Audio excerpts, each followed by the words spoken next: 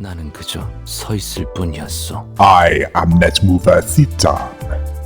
Welcome to this next lore video on the Mirror Dungeon abnormality events.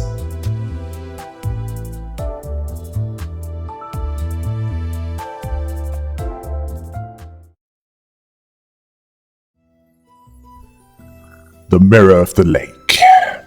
When this appeared, it changed the rules of the Mirror Dungeon, where the chosen identities would determine the cost and even the starlight that would be there at the start. They would also be all selectable at the start, rather than be unlocks over time.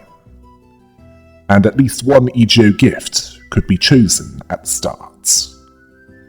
The shop and the rest stop would also change since this Mirror Dungeon appeared. The shops, while they still allowed for healing and changing the setup of the team, they also allowed the selling of EGO gifts and a reroll of the available gifts for sale, although each reroll would cost more over time. The rest stop, while also allowing for healing and changing the team setup, also allowed for fusing unwanted gifts in the hopes that it could result in a better one. Well, better for the one who had them fused. And it can also allow for enhancing existing gifts. Well, any that can be enhanced anyway. All that was something that would cost something. Well, the enhancement, yes, but the fusing, that's free. It might be worth it to those willing to invest in that. The other two mirror dungeons disappeared after this one appeared. All that was in both would appear in that one, along with any abnormalities that had appeared in their journey, or rather on their journey through the Great Lake.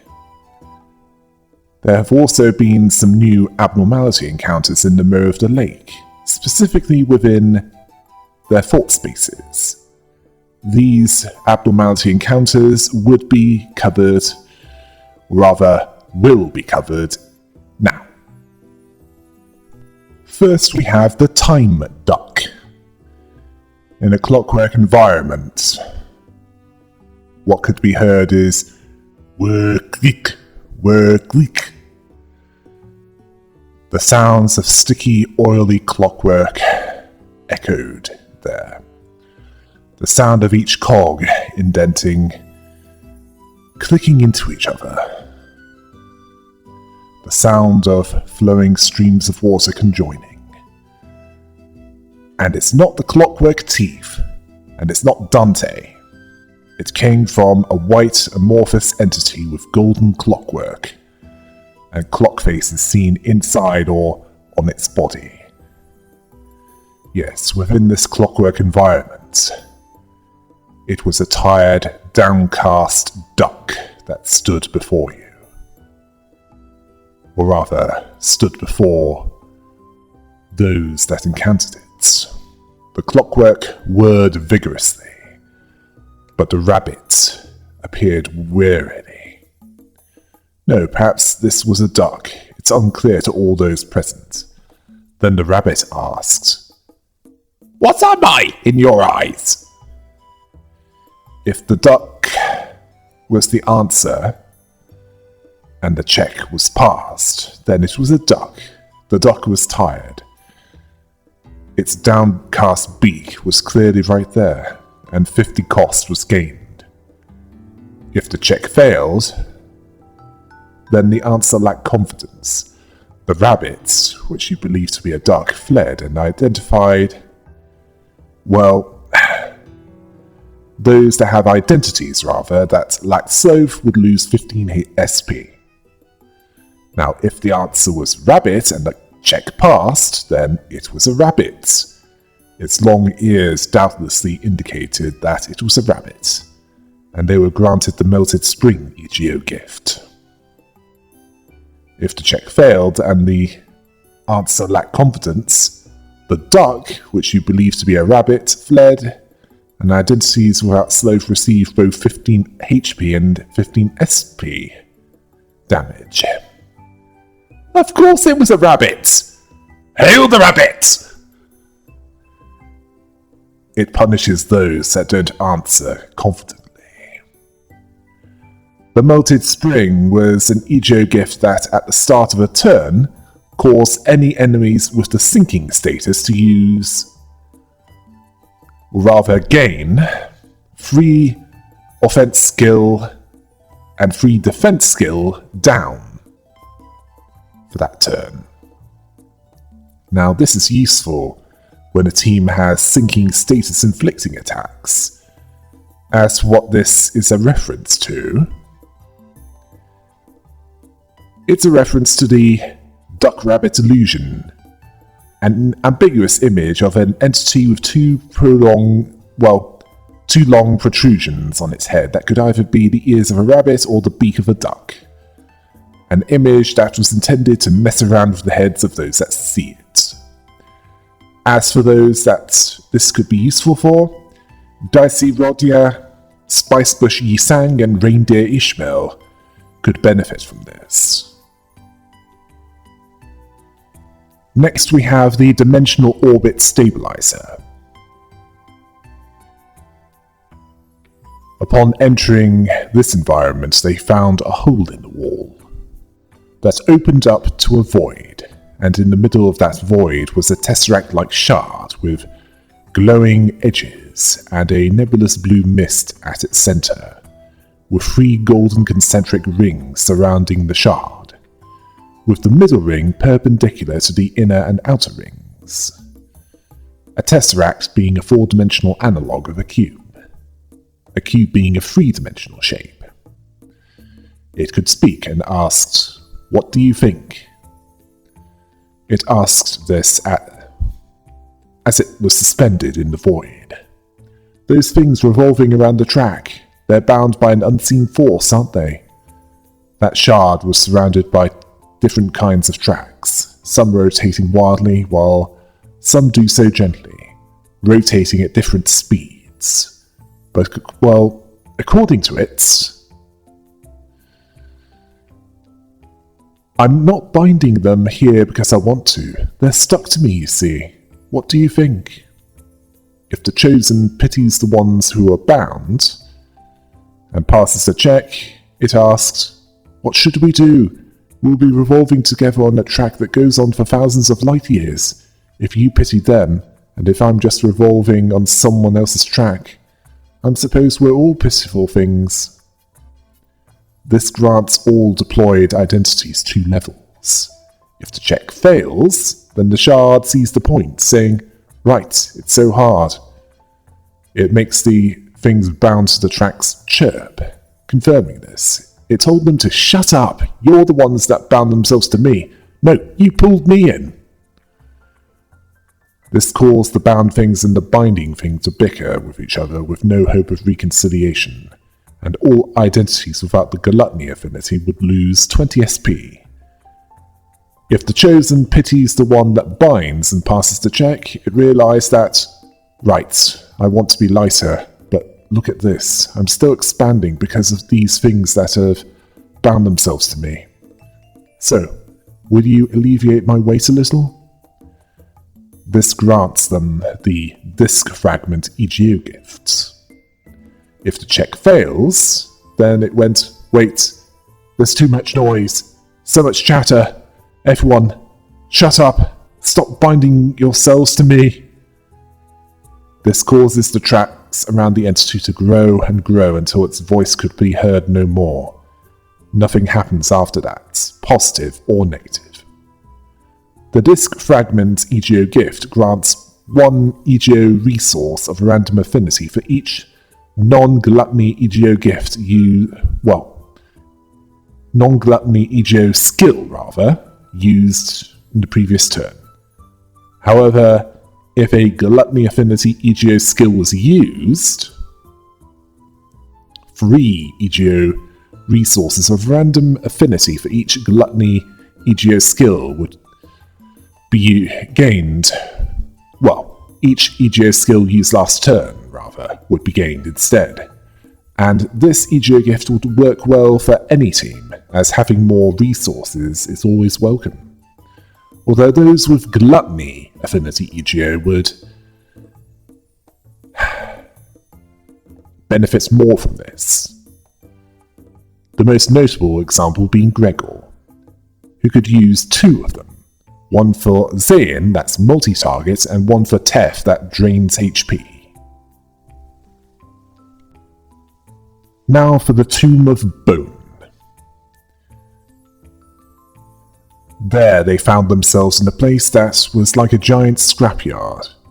All kinds of refuse found its way there, only to be burned. The difference is that this scrapyard collected nothing but bones, as if it was the construction site of the catacombs of Paris, that vast burial place of the dead underneath the streets of Paris. Created from the tunnels dug there for materials long ago, except in this case it's a mix of human bones, beast bones, and something in between. Then a faint voice was heard from a pile, which was too feeble to be understood.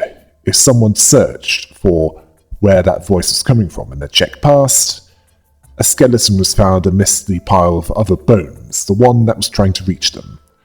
Hard to tell if this was the right skeleton. Perhaps it's prescribing meaning to something that just amounts to a pile of bones. This grants the Skeletal Crumbs EGO gift, and if the check fails, then they try to find the source of the sound, but it was a wasted effort. All flesh and hide would be weathered away by time. All that remained would be indistinguishable bones, but the voice persisted, and all identities as a result that lacked Gloom affinity would receive 13 HP and 15 SP damage. If the voice was ignored and they kept going, and the check passed, then it was considered a meaningless sound of wind whistling between bones, the sound of emptiness. The same wind would weave between their bones when they were buried there. And then they received 30 HP, and if they failed, then they considered it nothing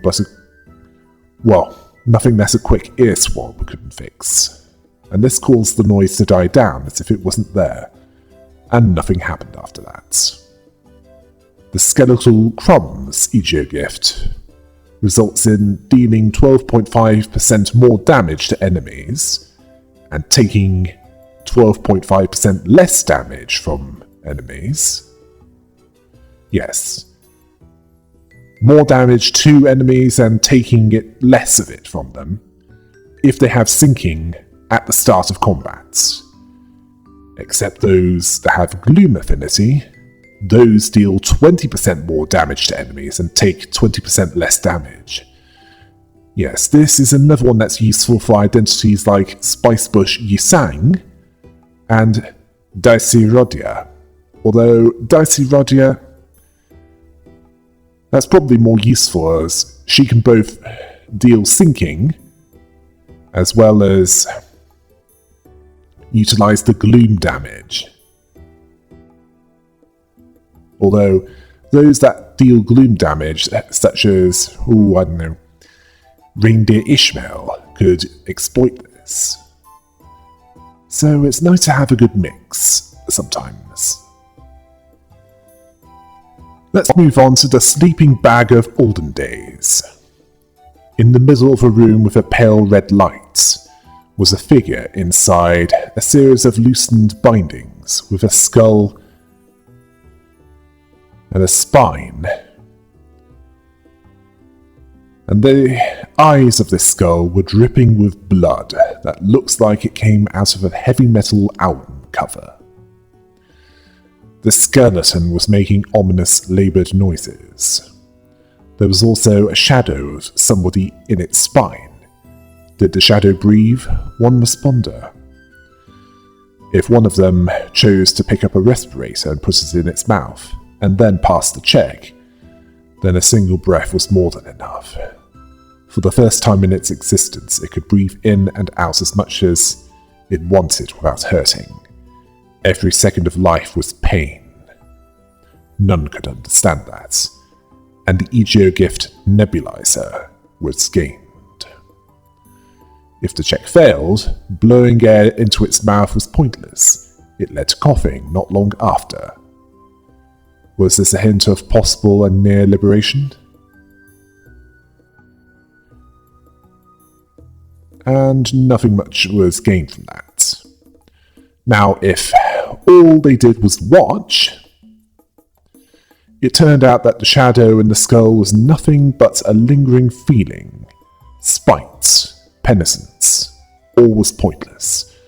So it faded away in silence. All that remained was the hollow skull. Now, this was if the check was passed, and all would be healed 10 HP and 10 SP. Except those that had Pride Affinity. They received 15 HP and 15 SP.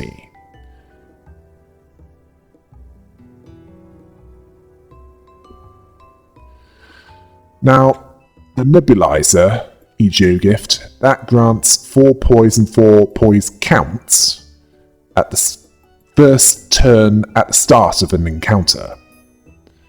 And when activating Pride Absolute Resonance, as in 3 Pride attacks in a more unbroken line, all allies would gain 2 poise and 2 poise counts at the start of combat. Now, this is good for any identity, as critical damage would certainly help, but it's especially useful for identities that generate poise with their attacks, such as the Blade Lineage identities and the She Association identities. As for generating Pride Absolute Resonance, the Blade Lineage identities can help with that as well, along with the Kurokumo clan identities, although not all of them generate poise. As far as the Magic Bullet identity of Ortiz is concerned, that identity can certainly help, as that one has 2 Pride attacks. But that one should be used carefully, as there is a risk of unfriendly fire with that, as in fire that can hit allies. Depends on how much SP there is. Let's talk now about the Bound King. This one was in an environment that was full of bindings that might as well be something from an S&M catalogue. A figure was sitting on a black and golden throne, which was also bound with the bindings that, upon closer inspection, were red ribbons. The figure had a crown and appeared to be giving a stern glare in their direction, trying to say something, but its mouth was bound. It was twisting and thrashing, trying to approach, but the bindings kept dragging him away. The red ribbons pulling at him mercilessly. Someone needed to identify the fabric. If they were identified as bandages in a check passed, then they're seen as bandages, made to heal. He'd bleed out as soon as they were undone, as if he had haemophilia, a condition that a descendant of Queen Victoria had that played an unintentional part in the fall of the Romanov dynasty, where to maintain that shape he had to remain bound. This resulted in the Grand Welcome EGO gift being gained. If the check failed, the wounds bound by the bandages rotted away little by little, with no signs of them healing. The bandages only served to hide the hideous wounds, not to heal them. And identities without Pride Affinity would lose 20 HP and 20 SP. If they were identified as chains and the check passed, then the chains were seen to be made to imprison, where he'd endlessly struggle against the chains to be free, to regain his authority, to speak the words that he was prevented to speak while bound to that chair, and all deployed identities would gain 3 levels as a result. If the check failed, it would thrash once more, then it would cease moving, perhaps because the fabric was defined as chains, or perhaps they really were bound by chains. None would know for sure. Nothing would happen after that. As for the Grand Welcome EGO gift, that would give 5 Pride EGO resources at the start of each encounter, and when an enemy died, 2 Pride EGO resources and 1 EGO resource each for 2 random affinities would also be gained. Now, this would be good for any setup, but it would benefit those that use EGO that need Pride resources the most. Blind Obsession and Honglu's Dimension Shredder are prime examples of this. Next we shall talk about the Handshake of Handshakes. This giant stone mutant version of Thing, that disembodied hand that accompanies the Addams family, has small hands on its fingers, with the middle finger wearing a wrist guard. It was in a barren environment with stone columns, and made the sound of heavy rocks scraping against each other as it moved. It reached out with the hand of the hand. If someone chose to shake hands and pass the check, then to shake the hand was to share the solitude. The hand was neither warm nor supple, but it was held onto for a long time. There was hope that this gesture filled its hands, its loneliness even a little. 30 cost was gained from this. If the check fails, then it was recognized that its hand was already full of handshakes. This was nothing important to it, and nothing happened. If the hand was put away and the check was passed, then it was clear that the true desire of the countless handshakes was a senseless one. So if it requested an endless stream of them, it must learn to sometimes let it flow past it, because one day we must all return with nothing in our palms. And the wrist guards were gained. Yes, the EGO gift were wrist guards. If failed, then it left scratch marks on the hand, wounds left by loneliness, born out of an ephemeral moment. Yet it would last a while. The selected would, at that point, receive 11 HP and 11 SP damage. As for the wrist guard's EGO gift, that grants 1 damage up for allies with 5 or more charge, except those allies that have a pride attack that can generate charge. In that case, that generates 2 damage up, while that charge is in effect. Now this is useful for the W Corp identities, along with the R Corp identities and the Rose Spanner Workshop identities, as in those that use charge for their attacks. Although with W Corp identities, Honglu, Missile, and Ryushu would benefit most, along with Rose Spanner, Missile, and Rodya, as they have Pride Affinity attacks. It also synergizes well with similar EGO gifts. Let's talk about the dream-devouring Silt Current next. This is an aberration of the dream incurrent abnormality, where the original abnormality was a human child that was given drugs that were grape-flavored to extend their lifespan, which eventually ended up turning them into one with a shark-like appearance due to their love of the ocean. This one appeared to be similar to a fish that lived in the deep ocean that have bioluminescence, except this one had bioluminescent that was due to, well, partially due to LED tubes sticking from its back. Although it did have some that wasn't past the LED. It had a second mouth below the first. Oh. It's that cannibal chef Greta all over again. It was found in an abyssal environment. A voice spoke that it saw the deep sea as a dark place, but at the end of that path was a light, and suggested that they go there, and they'll shine brighter than anything in that dark place. They were all abandoned, but they had dreams too, asking if they remembered, offering to make their dreams come true, to sink into the depths together.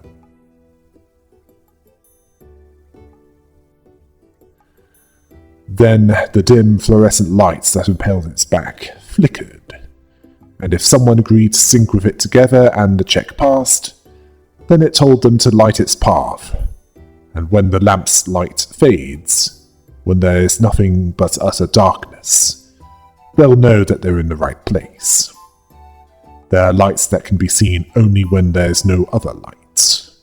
There, they would see the colour of everything that was once abandoned, blended together. The fluorescent lamp Ichio gift would be gained there. And if the check failed, it saw that they still feared the dark, knowing that they'd missed the surface, forever out of their reach. Once that fluorescent lamp failed, telling them to return once they're ready. The selected would be healed for 25 HP and 25 SP. If they decided to fix its flickering fluorescent lights, yes, I really need to get better at English, and passes the check, it apparently always wanted to run across a flowing field of grass under the warm sun, which hinted that this one might have been from District 19.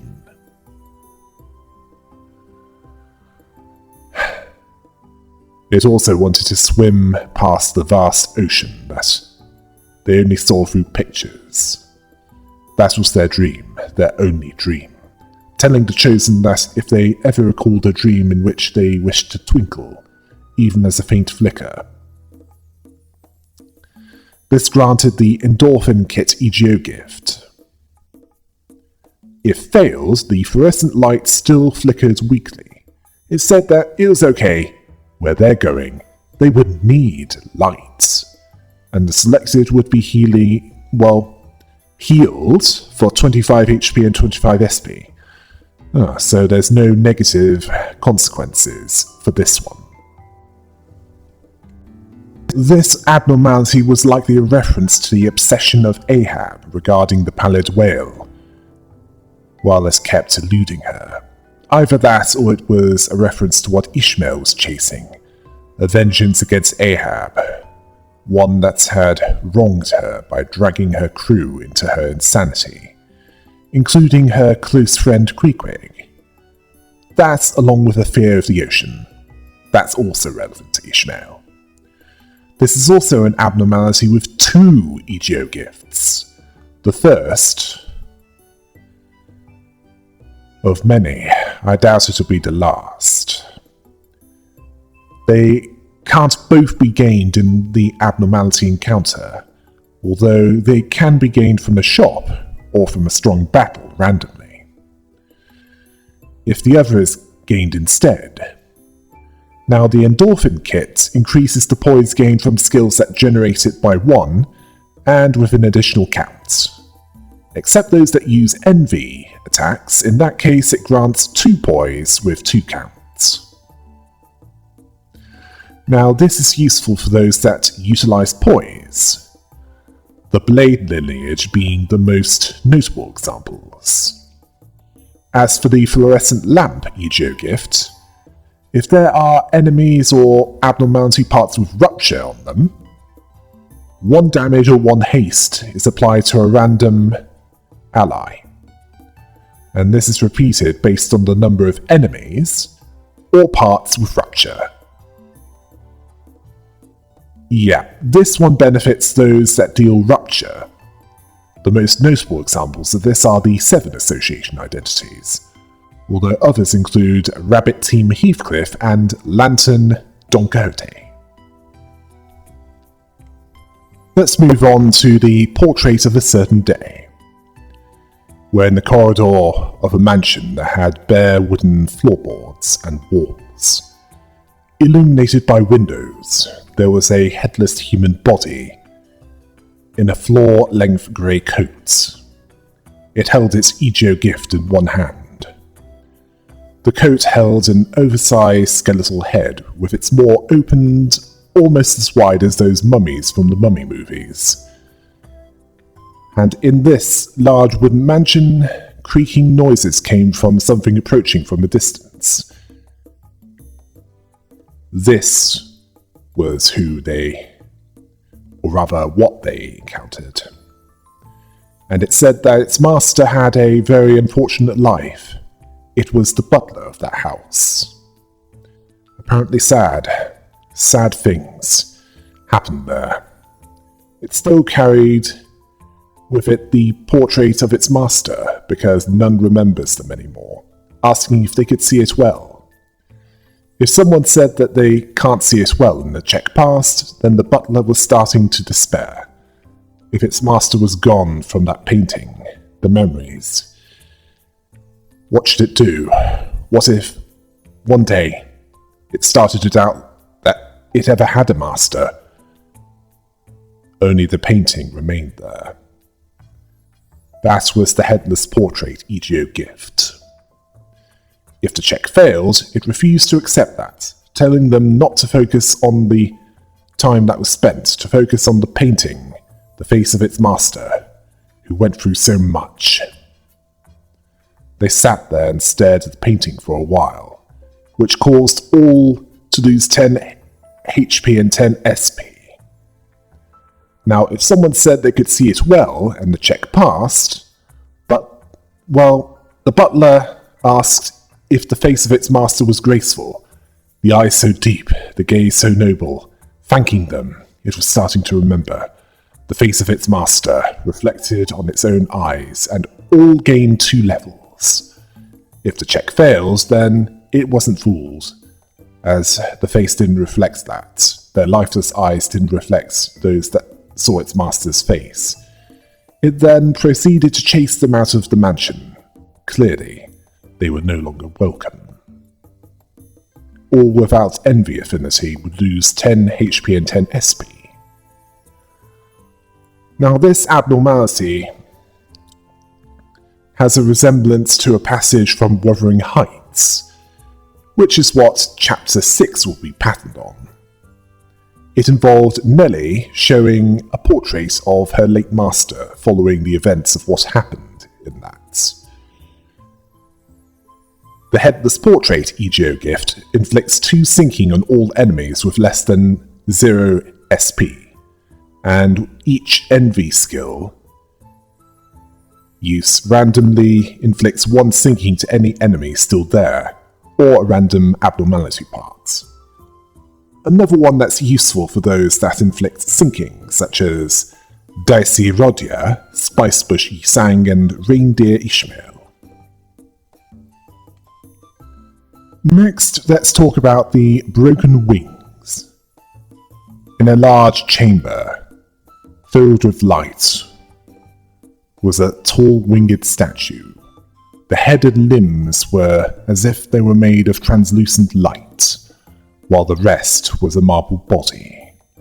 Its left hand wielded a sword, and the right hand had a trumpet, both made of a similar, hard light that shimmered. It had wings. The head was blowing that trumpet. What was the statue commemorating? Who would step forth? And if the past was checked, or rather, if the check was passed, the chosen lowered their head to pray. A sound of trumpets was made, yet they didn't look up, simply taking in the sound, as prayers were supposed to be like that.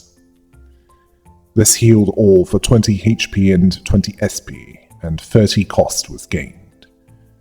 If this check failed, well, just because they're lowering their head and closing their eyes, it doesn't mean that they're praying. and nothing happened because of this. If the statue was left and the check passed, the translucent arms and head disappeared, and from the void flowed dark red blood. Its slow, leaden flow was not unlike the flow of tears, and the ancient effigy Egio was gained. The Egio gift, to be more precise. If the check failed, however, a large crack appeared on the statue. It trembled ominously. There was no choice but to accept what was to come. And all allies, as a consequence, would lose 20 HP and 20 SP. Now, this abnormality had a resemblance to the sculpture Winged Victory, a statue depicting the Greek goddess of victory.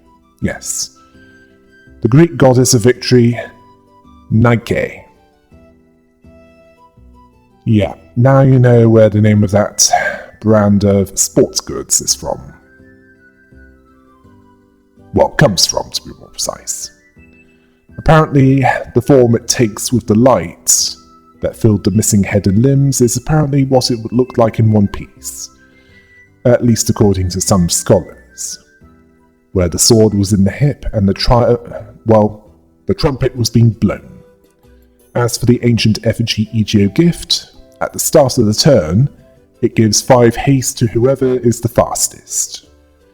And it will keep doing this until there's only one left that's still fighting. Now this would benefit those that have a high speed amount, although it's too random to be reliably used. It could certainly help those that benefit from speed, such as the Sunk Association identities. It would certainly help Sunk Association Don Quixote. Now for something interesting. The Cyclops. In a bright environment that's a corridor of many doors, there was a towering grizzled man with grey skin and parted black hair, with stubble around the face, with a death stick in his mouth. He was wearing a light blue buttoned-up shirt and jeans, with a long string of watches wrapped around the arms. In the left hand was a brown briefcase. He also had a single eye with blood coming out of it, due to a spike being stabbed into it. He was breathing heavily. It was laboured. It was unclear if it was due to wrath or sadness. He then called to those in front of him and asked what a piece of paper that he shoved before them said. He appeared to be blind. Apparently the paper said something about a secret that... well, it was about something that must be kept. It was the record of a certain patient. Yes, I thought it looked like a mental hospital. He asked again what it said. Now, if the truth was told and the check was passed, it said that the secret was about a patient in room 409. That must be kept.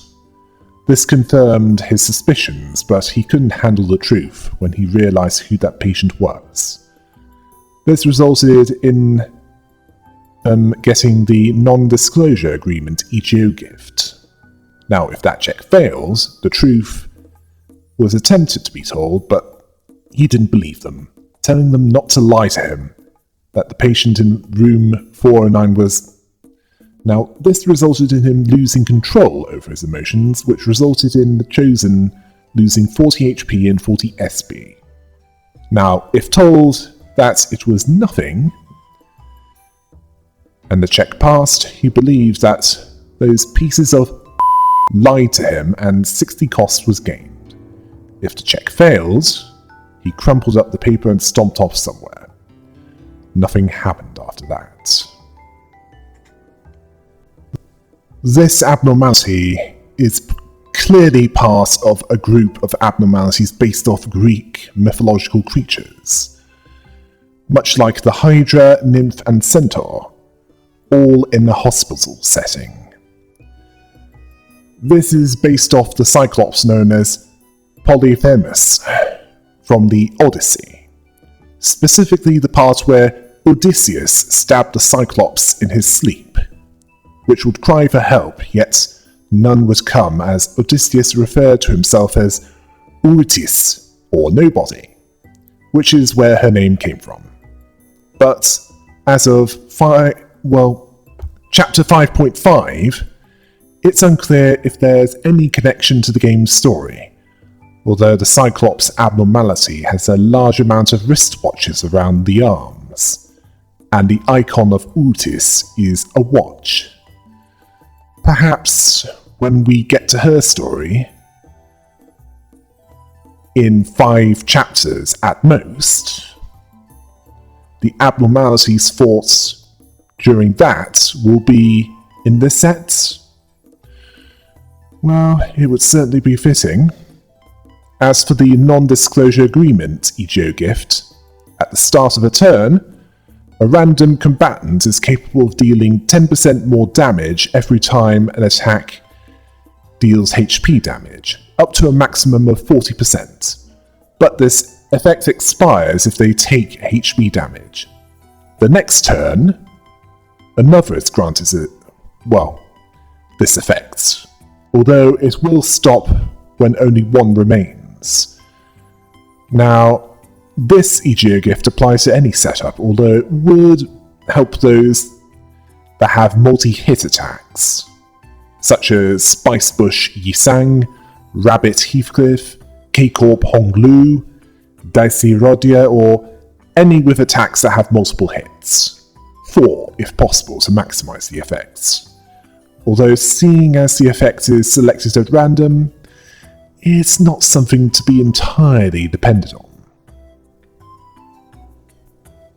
Now for the clockwork-time roly-poly. In a clockwork environment, a bell tolled. It creaked a few times, and tolled again, all for the purpose of telling the time. The bell swung all the way back as if to tip over, and then it balanced itself again. Each time it balanced itself, the broken bell tolled, precariously swinging back once again. If the bell was helped to find balance and a check passed, the chosen decided to reach out with their hands and help it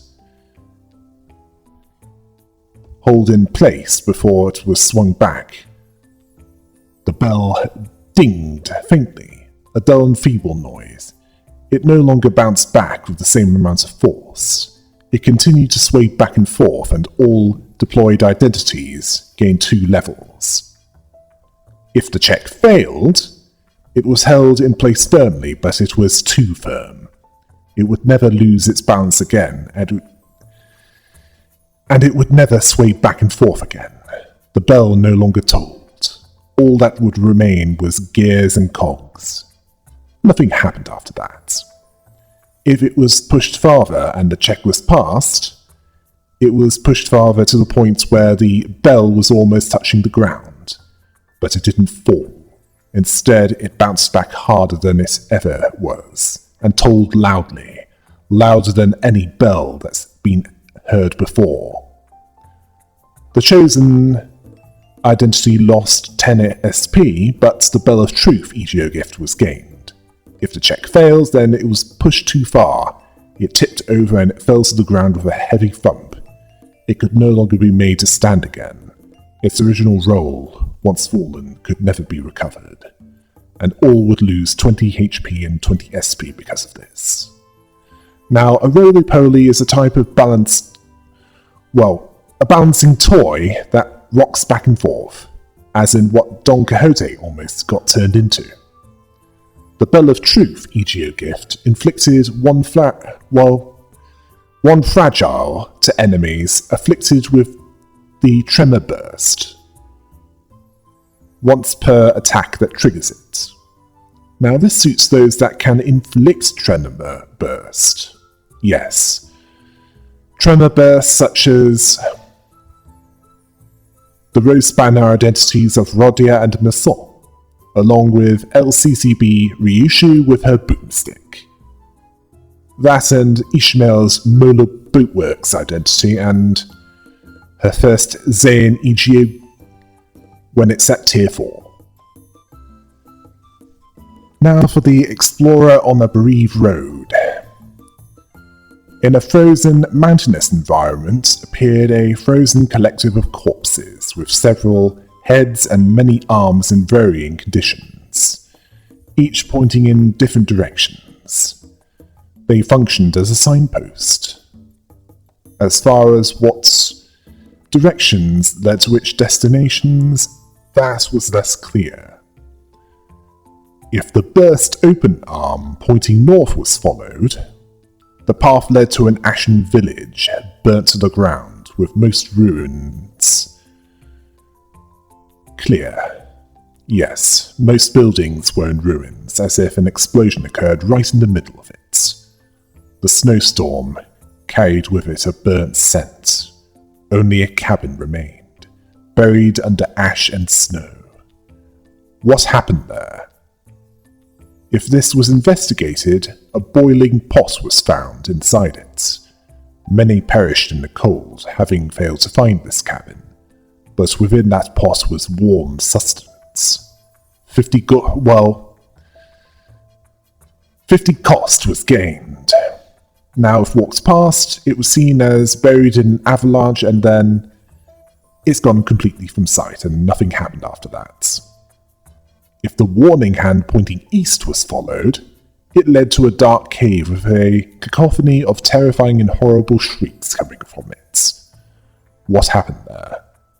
If investigated, a compass was found that kept spinning, unable to find a direction, as if it was around one of the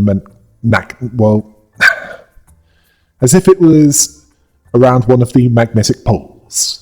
The scream stopped as soon as the compass was picked up. The broken compass EGO gift was found, at the cost of all losing 20 SP. If walked past, the screams of the lost ones continue to echo. They might know the way, but there's no telling directions in the endless snow. Nothing happened after that. If the broken hand pointing westwards followed, it led to a flower bed past the snowstorm, which looks out of place. Perhaps this would be a place of respite. Should they rest a little? If they did, they noticed that the frost dwindled somewhat. The path forward is unclear, but they might as well move anyway. All would be healed for 30 HP and 30 SP. Now, if this was walked past, the path ahead was an endless blizzard. A respite like the one that they saw earlier would not be easy to find. And nothing happened after that. Now, if they decided to turn back upon seeing this signpost, then they decided to ignore it and walk past it, and nothing happened after that. Yes, it seems that the only negative consequences came with getting the EGO gift. This abnormality might be based on a rather macabre landmark around Mount Everest. The unidentified corpses of mountain climbers, green boots being one example. This indicated to climbers that they were close to the top. This might be similar to the highway devotee, an aberration possibly, due to both being an amalgamation of bodies with conflicting directions, with a path that split at least once. Then we have the broken compass EGO gift, where at the first turn at the start of a wave, sinking is inflicted by 5 plus the number of enemies times 3, sinking counts, between all enemies, or abnormality parts, although only the core counts as an enemy with the abnormality. Yes, this is another one that's more useful for Spicebush Yisang, Dicey Rodia, and Reindeer Ishmael. Finally, we have the resident of Metropolaris. In a shiny and bright city, a metallic, otherworldly-looking figure greeted them, welcoming them to the City of Peace, Metropolaris. None can be hurt there. It called that place a city, but there was nothing there. Only that being was there and greeted them, without looking in their direction. If asked if there were any other citizens, it replied that there was, somewhere, but they can't be met. They never ever see nor touch each other. It's their revolutionary policy. If none can touch each other, and then it added a hint of pride upon saying the rest, none could hurt another. As for what to do, if the city was walked past, then it didn't stop them, as time doesn't heal all wounds. It only turned them into scars. Then one day, they'd remember them and miss them. They will miss their world where none can hurt or be hurt by anyone. Nothing happened after that. If strolling that city where there's none to meet, it would be infinitely vast. No one even dares to breathe as they walk. Its citizens were forever at peace. All allies at that point would be healed by 20 SP. If asked to shake hands, this being was shocked by this, asking what they were doing. Reaching out with their hands to touch was a taboo. If their hands touch, both would be hurt, and one day everyone will be hurt. If an attempt to shake hands was made, it shouted at them, telling them that nothing can hurt it, telling them not to look at it, not to give them their hand, not to hurt it. This made it disappear, leaving something behind. The material interference force field, EGO gift, at the cost of 20 SP, to all. If they backed off and the hand was withdrawn, they noticed that it didn't even have a hand to shake theirs. They lowered their confused lost hand. All would lose 10 SP as a result. Now this was a possible reference to, and forgive me if I butchered the pronunciation, the Maschinen Mensch from Fitzlang's Metropolis. At least with the head. The body, on the other hand, looks different, yet still in a feminine form. Where the name of the city has an additional syllable. Possibly a legal thing. As for the material interface force field EGO gift, this grants at the first turn at the start of a wave 3 charge barriers to all allies. Now, this would be most useful for those that can actually generate charge barriers, such as Honglu and Ryushu's W-Corp identities.